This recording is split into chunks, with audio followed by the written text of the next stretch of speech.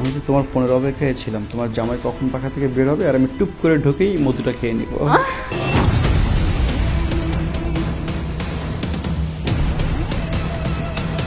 তুমি এত রোমান্টিক কেন?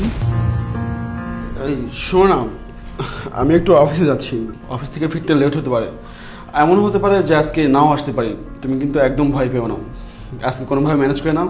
আর হ্যাঁ, দেশের যে অবস্থা, তুমি কিন্তু একদম সাবধানে থাকবা, আর বাসার আশেপাশে দরজা জানালা বন্ধ করে নিও। ইস, এমন ভাবে বলছো মনে হয় আমাকে ছেড়ে কখনোই বাড়ির বাইরে যাও না তুমি। ওমা, তো বলবো না, আমার 10টা না 5টা না একটা মাত্র বউ, তার জন্য চিন্তা না করলে কার জন্য করবো?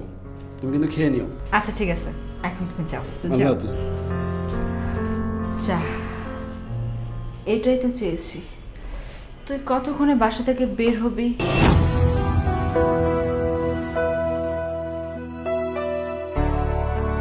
আর দেখ, ফোনটা নিতে তো ভুলে গেছি। আর আমি আমার কাস্টমারকে ফোন করে টাকা ইনকাম করব।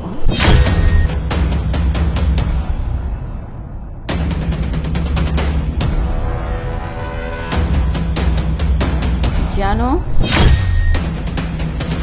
তুমি আমার বাসার সামনে চলে এসো, আমি রিসিভ করছি তোমাকে। আমার তো বিশ্বাসই হচ্ছে না, আমার বর্তমানে আমার বউ তাহলে কি প্রতিদিন এইগুলো করে বেড়ায়?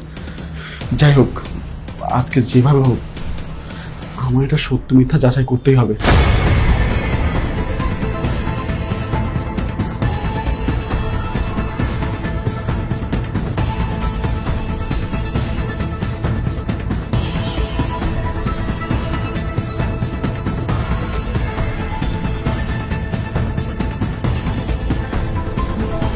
খুব মিস করছিলাম তোমাকে, এর জন্য তো তাড়াতাড়ি ফোন দিয়ে আসতে বলছি। আমি তোমাকে খুব বেশি মিস করতেছিলাম। তাই? হ্যাঁ। কোথায়? আমি তো তোমাকে ফোন দিয়ে আনলাম, তুমি তো একটাবার ফোন করনি। আমি তো তোমার ফোনের অপেক্ষায় ছিলাম, তোমার জামাই কখন পাখা থেকে বের হবে আর আমি টুপ করে ঢুকেই মধুটা খেয়ে নিব।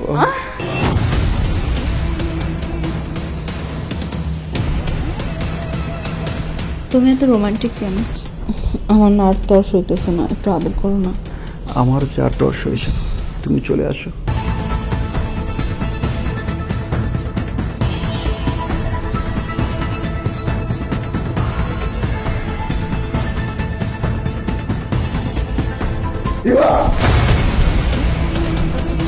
তুমি তুমি না অফিসে গিয়েছিলে আজকে, না বললা লেট হবে?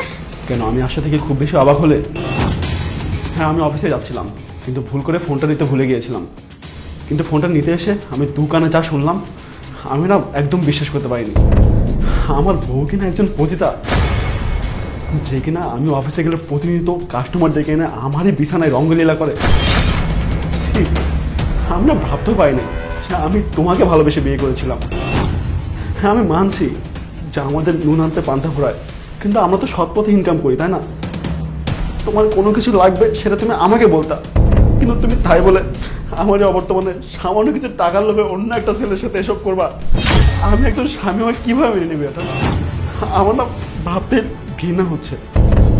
আমি ভেবেছিলাম যে হয়তো বা কোনো কিছু ভুল হচ্ছে, তাই আমি প্ল্যান করে ইচ্ছে করে খাটে নিচে লুকিয়েছিলাম, কিন্তু আমি যেটা ভেবেছি সেটাই হয়েছে। শোনো, আমি না তোমার মতন মেয়েকে খুব ভালো করে চিনে ফেলেছি, আর যাই হোক, তোমার মতন মেয়ের সাথে না আমার দ্বারা থাকা সম্ভব না। দেখো, আমার ভুল হয়ে গেছে, আমাকে ক্ষমা করে Shut দাও। up! আর একটা কথাও না, তুমি এই মুহূর্তে এখান থেকে বের হয়ে যাও। আর হ্যাঁ, আজকের মধ্যে আমি তোমাকে ডিভোর্স লেটার পাঠিয়ে দেবো। তোমার টাকা পয়সা লাগবে না, যাও। তুমি আজকে থেকে এমন কাস্টমার ধরে তাদের থেকে টাকা নিয়ে বড়লোক হয়ে যাও।